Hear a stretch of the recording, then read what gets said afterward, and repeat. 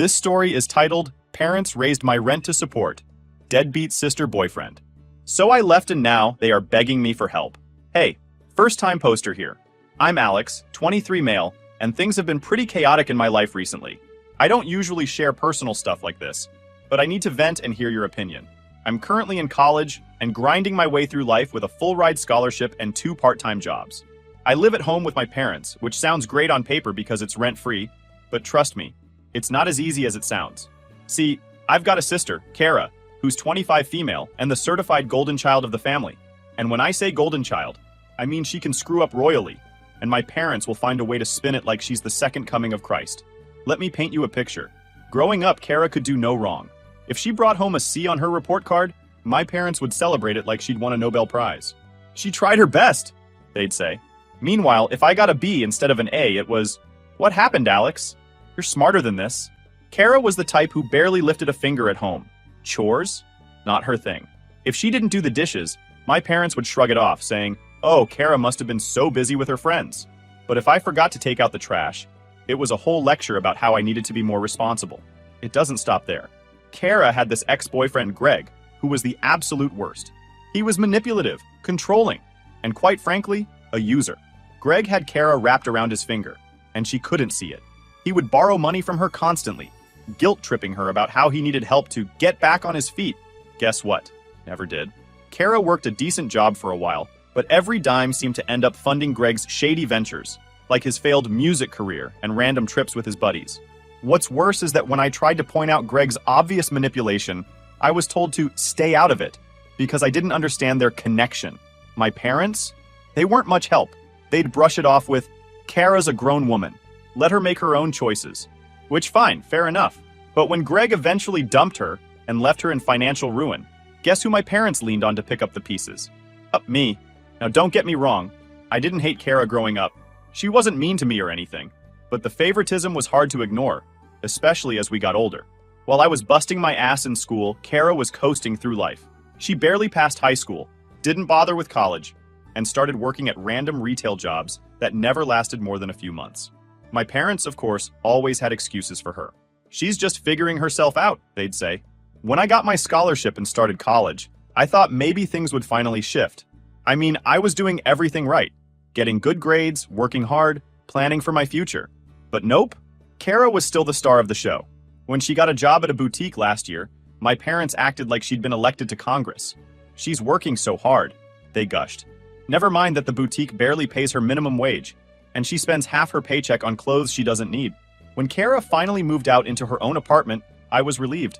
I thought, finally, some peace and quiet. But that didn't last long. It started with little comments from my mom. "Kara's having a hard time with her rent," my mom said one evening while we were watching TV. She sounded hesitant, like there was more she wasn't saying. I just nodded, figuring it wasn't my problem. "She's trying so hard, but things are just so expensive," my mom added. "Yeah, I guess," I said, not really paying attention. Then, a few weeks later, the real conversation happened. My parents sat me down at the dining table like we were about to discuss some life or death situation. "Alex, we've been talking," my dad started. "Uh-oh," I said, half joking but already feeling a sense of dread. My mom jumped in. "You're doing so well in school and we're so proud of you. You've got that scholarship, you're working hard. You're really setting yourself up for success." "Thanks," I said, still unsure where this was going. "Well, Kara's struggling right now," she continued. "Her rent is really high, and her job just doesn't pay enough to cover everything." I frowned. "Okay, and we were thinking," my dad said, "since you're saving so much with your scholarship and you're living here rent-free, maybe you could help her out a little, just for a few months until she gets back on her feet." I stared at them, waiting for the punchline.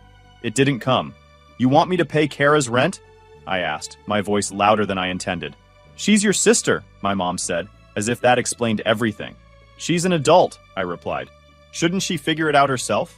"She's trying, Alex," my dad said, his tone turning stern. "Not everyone has the same opportunities you've had. You're in a position to help, and it's only fair." "Fair?" I shot back. "How is it fair that I'm working 2 jobs and going to school full-time, and now I have to pay for Kara too? You're being selfish," my mom said, shaking her head like I just kicked a puppy. "If the situation were reversed, Kara would help you." I seriously doubted that. We argued for what felt like hours. I told them it wasn't my responsibility, that I was already stretched thin, and that Kara needed to learn how to manage her own life. But my parents wouldn't budge. "She's your family," my mom snapped. "You'd let her drown while you swim?" "She's getting a raise soon," my dad added. "It's just 3 months. She'll pay you back." At that moment, I told them I will think about it, and went to my room questioning myself. How much am I supposed to give? 3 months might turn into 6, then a year. If Kara keeps struggling, or spending, will I be expected to keep bailing her out? What I'm really trying to figure out is if I'm wrong for feeling this way. Should I just bite the bullet, pay her rent, and avoid any drama? Or do I have a right to feel like this whole situation is unfair? I've always been the one to keep the peace in the family, but this is pushing me to my breaking point. I'm tired of always being the one to sacrifice while Kara gets a free ride. And that's where I'm stuck. Do I stand my ground and risk blowing things up with my family? Or do I keep quiet and let the resentment keep building? If anyone's been through something like this, I'd really appreciate hearing how you dealt with it. When I make my decision, I'll post here. Stay tuned. Update 1 point. Okay guys, it's your butt, Alex. So, eventually, I caved. My parents didn't exactly leave me much of a choice. They kept piling on the guilt, saying things like, "Kara would do the same for you," or "You're in a position to help, Alex. It's what family does." So, yeah, I agreed. I told myself it wasn't worth the argument, and maybe helping her out would keep the peace. But now, sitting here and looking at the bigger picture, I'm starting to feel like I've been set up. From the moment I started sending her money, Kara acted like it was the most natural thing in the world. Not a single thank you, no acknowledgement that I was making sacrifices to help her out. Instead, she kept doing what she always does, posting Instagram stories of her latest shopping hauls, brunch outings, and fancy coffee drinks that cost more than my daily lunch budget. I tried to ignore it at first. I told myself, maybe she's using her own money for that stuff. Maybe she's cutting back in other areas. But the longer it went on, the harder it was to believe. Last week was the tipping point. Kara posted a story of herself at a spa with the caption, "Self-care weekend." Self-care? I'm working 2 jobs and covering her rent, and she's taking spa weekends? That's when I decided to ask my mom about it. "So, Kara's rent is all covered now, right?" I asked, trying to sound casual. "Yes, thank you for helping her," my mom said, clearly pleased with herself for orchestrating this. "Cool, just wondering. Does she, need more help?" I asked. "What do you mean?" "Well," I said, choosing my words carefully, "she doesn't seem very stressed. I mean, she's been shopping and going to spas. Doesn't really look like someone who's struggling." My mom gave me a look like I'd just insulted the Pope. "Alex, she's allowed to enjoy herself. Just because she's having a hard time doesn't mean she can't take a break every now and then." "Sure, but how is she affording all this?" I pressed. "She's using her own money for that. You don't have to micromanage her life." Micromanage?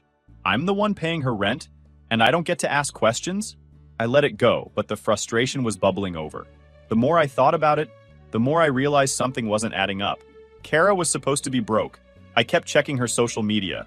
Her Instagram captions were vague, almost like she didn't want anyone to ask too many questions. "Living my best life," one post read. It didn't sit right with me, but I couldn't put my finger on why. I wasn't trying to control Kara's life. I just wanted to understand how this situation made sense. But whenever I asked about her struggles, she'd dodge the question or change the subject. "It's just complicated," she'd say, which only made me more suspicious. But I could see I wasn't going to get anywhere with Mom, so I dropped it.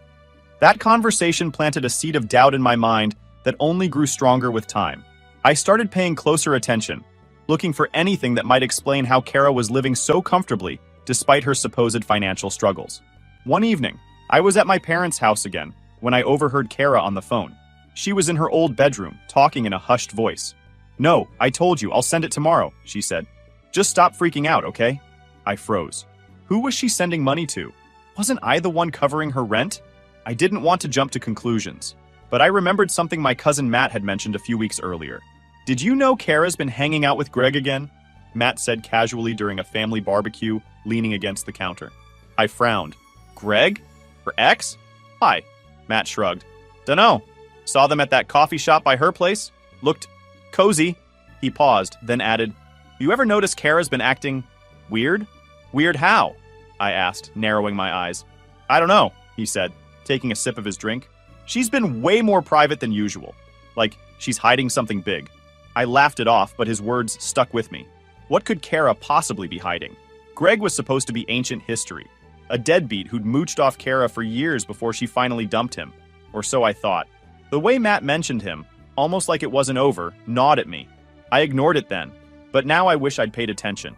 I decided I needed to dig deeper. That night, I went home and opened up Venmo, searching for Kara's account.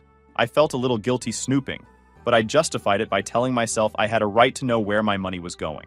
It didn't take long to find what I was looking for. There were multiple consistent payments to Greg. The captions were vague. For groceries. You owe me one. Thanks again. I stared at the phone screen, trying to realize my money wasn't going to Kara's rent, it was going to her ex. The realization hit me like a ton of bricks. Here I was, working overtime and cutting back on everything just to help her, and she was using it to support someone who'd already taken advantage of her once. I spent the rest of the night stewing in anger and disbelief. I don't know whether to confront her immediately, or should I calm down and think it through. This isn't about the money anymore. It is about the lies. I actually have a lot of questions to Kara, and most probably will confront her. I'll keep you updated. Update 2: Hey, Alex here again. Things blew up way more than I expected. I wasn't planning on making a huge scene, but when you get pushed to your limit, it just happens. A quick side note, my cousin Matt, the guy who knows everyone's business, is the only person in my corner right now. He's been hearing me vent about all of this, and even warned me about Kara hanging out with Greg again.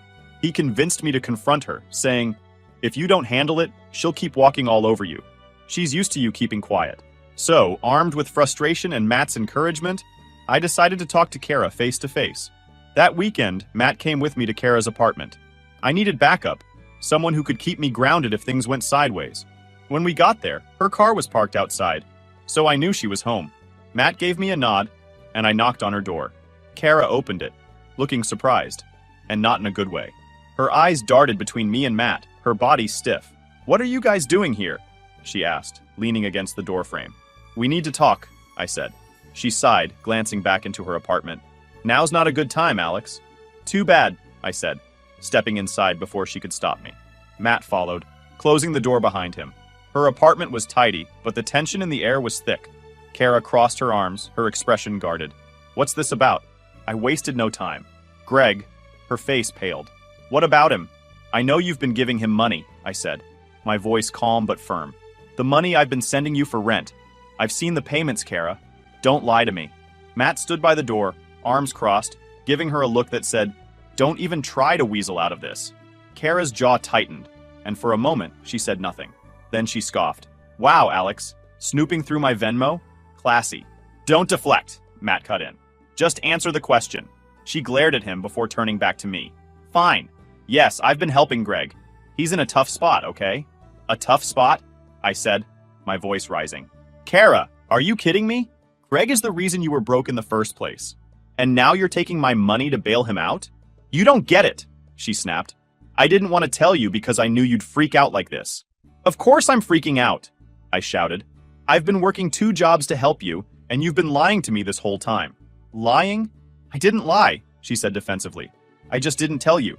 "That's the same thing," I said. "Do Mom and Dad know about this?" She froze, her face flushing. "Number. And they don't need to." "Oh, they're going to," I said, turning toward the door. "Alex, wait," she said, panic creeping into her voice. "No," I said firmly. "I've had enough of this." Matt and I drove straight to my parents' house. On the way, he kept saying, "You're doing the right thing. They need to know the truth. Kara can't keep playing the victim." When we got there, my parents were in the living room watching TV. I walked in, not even bothering to sit down. "We need to talk," I said. My mom muted the TV, looking concerned. "What's going on?" "It's about Kara," I said, my voice steady. "She's been lying to all of us. She's not struggling to pay her rent. She's been giving money to Greg." My dad's eyebrows shot up. "Greg? Her ex?" "Yes," I said. "The same guy who used her for years. She's been taking the money I've been giving her and funneling it to him." My mom's face tightened, and for a moment, I thought they were going to be angry at Kara. But then she sighed and said, "Alex, I think you're overreacting." I blinked. "What?" "She's been lying to us. She's trying to help someone she cares about," my mom said. "You don't know what Greg's going through." I couldn't believe what I was hearing. What Greg's going through? What about what I'm going through? I've been working nonstop to help Kara because you guilted me into it, and now you're defending her? "Alex, calm down," my dad said. his tone firm. Kara's your sister. Family helps family. Are you serious? I said, my voice breaking. You're really going to side with her after everything she's done? She's not perfect, my mom said, but she's doing her best. No, she's not, I said, my anger boiling over. She's been lying, manipulating, and taking advantage of me. And you're letting her get away with it. Enough, Alex, my dad said, his voice sharp. This conversation is over. I looked at them, my chest heaving with frustration, and realized something I'd been avoiding for years. They were never going to hold Kara accountable. Fine, I said, grabbing my keys. If you won't do anything about it, I will. I stormed out, Matt close behind me. When we got to the car, he turned to me and said, well, that went about as expected. Yeah, I said bitterly. They'll never change. After a few days, the pounding on the door pulled me away from the sink where I was rinsing out a coffee mug. It was late. My parents were sleeping, and I wasn't expecting anyone, so the sound alone was enough to put me on edge. When I opened the door, Greg stood there, looking like hell. Unkempt, swaying slightly, and reeking of sweat. What the hell do you want? I asked, gripping the edge of the door. Greg pushed past me without answering, brushing crumbs off the arm of the couch before dropping onto it like he owned the place. He tilted his head back and let out a loud, exaggerated sigh, as if he'd just come from some great battle. Kara's not answering her damn phone, he said finally, glaring up at the ceiling. Yeah, she doesn't live here, I snapped, closing the door harder than necessary. Why are you here? Greg ignored my question. She thinks she can just cut me off like that. Keep my kid away from me. Nah, not happening. I froze mid-step, my pulse quickening. What are you talking about? He tilted his head toward me, a crooked grin spreading across his face. Come on, Alex. Don't play dumb. You know. I didn't respond. Greg sat up straighter, his grin widening, when he realized I genuinely had no idea what he was talking about. She didn't tell you, huh? He said, almost gleeful. Of course she didn't. Wouldn't want to ruin her perfect little story. Tell me what? I demanded, my voice sharp. Greg leaned forward, resting his elbows on his knees. Your dear sister, he said, dragging out the words, has a kid. My kid. 2 years old. For a moment, I just stood there, staring at him. He leaned back against the couch, watching me like he was waiting for the explosion. You're lying, I said finally, though my voice lacked conviction. Greg barked out a laugh. Yeah, that's what she'd love you to think. But no, man. It's the truth. She's been paying me to keep it quiet. Doesn't want the world to know she's not as perfect as mommy and daddy like to think. The words hit like a sledgehammer. Kara had a child, and she'd kept it a secret from everyone, including me. Greg rubbed his face and sighed again, this time with exaggerated frustration. I mean, she's got you footing the bills, doesn't she? Living the high life while keeping me out of my own kid's life. It's bullshit, man. His words hung in the air, thick and heavy. My stomach churned as the pieces started to fit together. Her defensiveness. Whenever I asked about her finances, her response was always the same. It's complicated. She'd snap if I pressed her, her face turning red as she muttered, "You wouldn't understand." Back then, I thought she was just embarrassed. Now I wonder if she was hiding something bigger. But now I know better. The money going to Greg, the Instagram posts of brunches and shopping trips. She's sending you my money, I said, more a statement than a question. Greg shrugged, smirking. Guess you're not as clueless as I thought. The rage bubbled up before I could stop it. I stepped closer, my fists clenched. Get out, I growled. Greg stood slowly, holding up his hands in mock surrender. Fine, fine. I'm leaving. But you tell Kara she doesn't get to rewrite history. This isn't over. I opened the door and stood there, glaring at him until he stumbled out into the night. The silence in the house felt suffocating after he left. I sat on the edge of the couch, my mind racing. Kara had a child. She'd lied to everyone about it, not because she was scared or ashamed, but because it was inconvenient for her. According to her Instagram, she was living her best life, keeping her mess secrets while taking money from me and using it to keep Greg quiet. This wasn't the behavior of someone struggling to get by. Kara wasn't struggling. She was coasting, using everyone around her to maintain her cushy lifestyle. And worst of all, she dragged me to her own shit. The next morning, I couldn't sit still. The anger simmered just below the surface, threatening to boil over at any moment. I called Matt, the only person I knew who wouldn't sugarcoat things. Greg showed up at the house last night, I said as soon as he picked up. Why? Matt asked, his tone already skeptical. He was drunk, ranting about Kara, about their kid. There was a pause. Their what? She has a kid, I said bitterly. 2 years old. She's been paying Greg to keep it a secret. Matt let out a low whistle. Man, that's messed up. And your parents don't know? Of course not, I said. If they did, they'd probably still find a way to defend her. Oh, she's doing her best, I mocked bitterly. Matt didn't laugh. You're right, though. They'll defend her no matter what. But Alex, this isn't something you can let slide. She's been using you. That's not just shitty. It's cruel. I know, I said. And I'm done.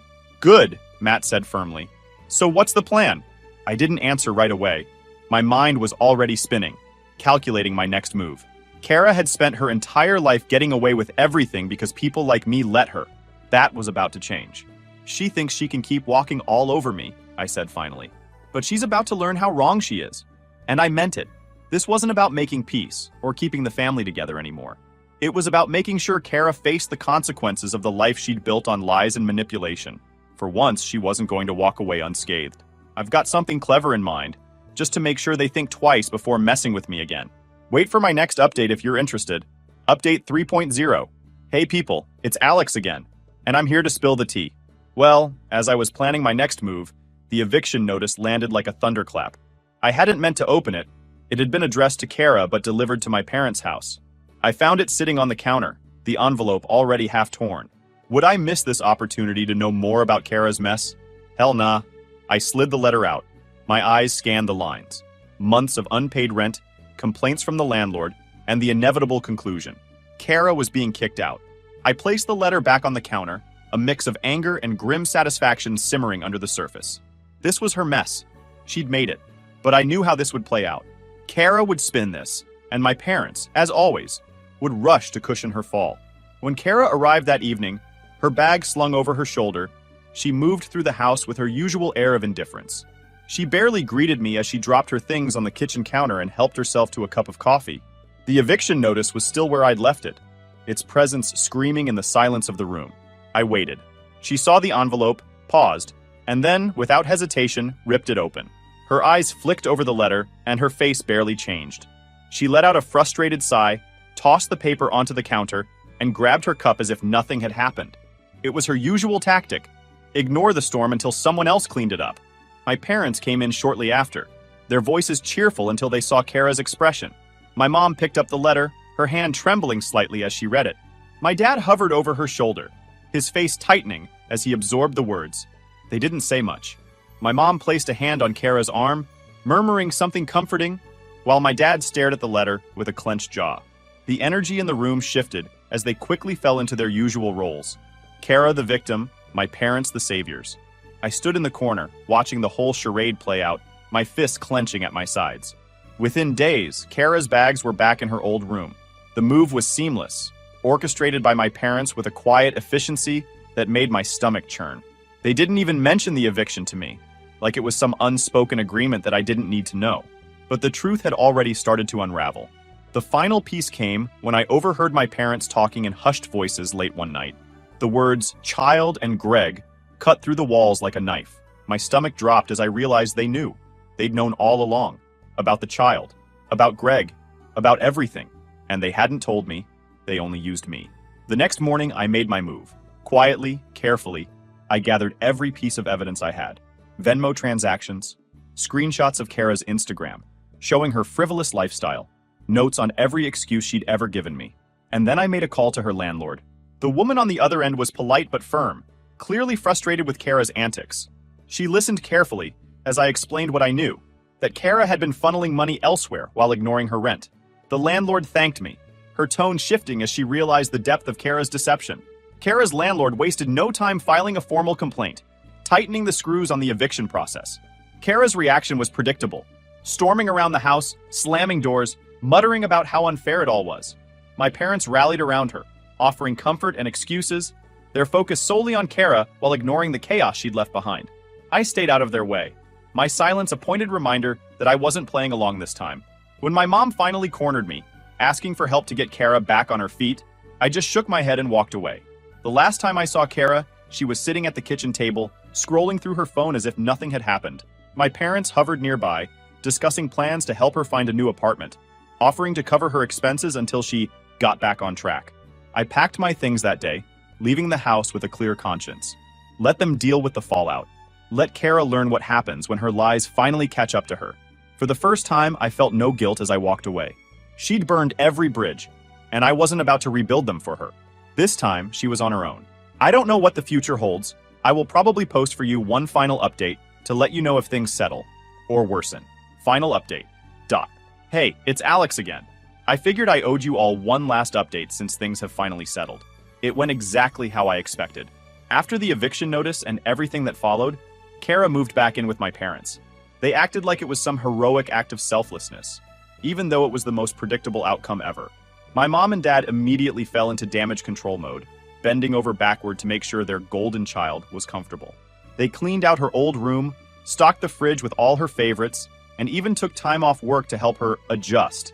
Meanwhile, Kara acted like she was doing them a favor by being there. Not once did she acknowledge the mess she'd made, or the lies that got her there. As for Greg, he kept up his nonsense.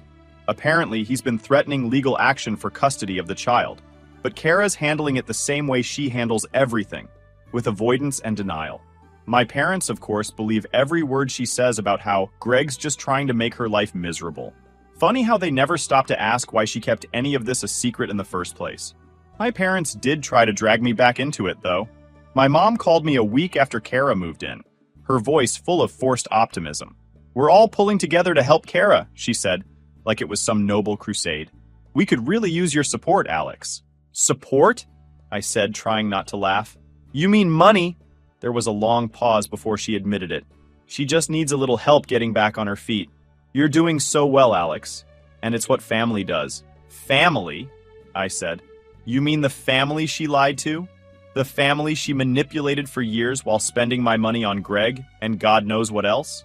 "Alex, she's your sister," my mom said, her voice taking on that disappointed tone she always uses when she doesn't get her way. "She's trying." "No, Mom," I said firmly. "She's not, and I'm not bailing her out again." I hung up before she could guilt me further. Now, weeks later, I've stepped back completely. I haven't been to the house, haven't answered their calls, haven't engaged in their drama. Kara's still living there, still letting my parents handle her problems while she does the bare minimum to stay afloat. The difference is, I'm no longer part of it. For the first time in years, I feel free.